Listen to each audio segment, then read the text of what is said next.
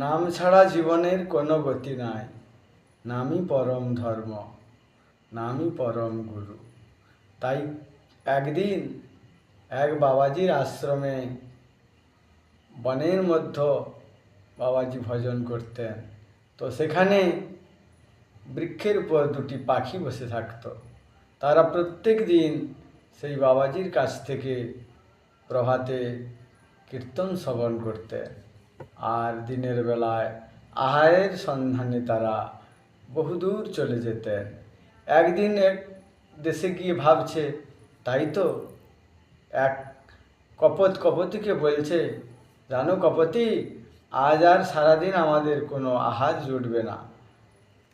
তো এই কথা আলাপন করতে করতে তারা দেখতে পেল উপরের দিকে বসে রয়েছে বাজ, আর নিচে বসে রয়েছে তীর যোজনা করে রয়েছে ব্যাধ।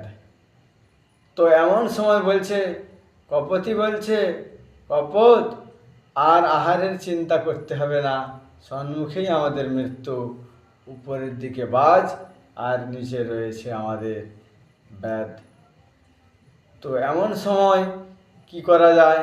তো ভাবতে ভাবতে সেই মনে পড়ে গেল, সেই যে বাবাজির কাছ থেকে আমরা হরিনাম শ্রবণ করি, শেষের দিনে হরিনাম ছাড়া আর তো আমাদের কোনো গতি নাই। তাই সেই হরিনাম সংকীর্তন করতে লাগলেন। আঁখি দুটি মুদিত করে প্রাণ ভরে ভগবানের হরিনাম গুণকীর্তন করতে লাগলেন, নয়ন জলে ভেসে যেতে লাগলেন।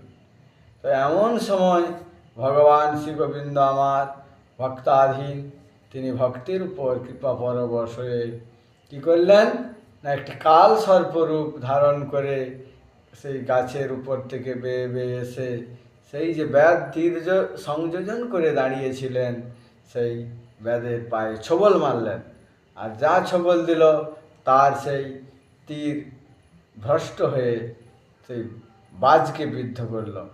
বাজ প্রাণ হারালেন, কপতি প্রাণ রক্ষা পেলেন।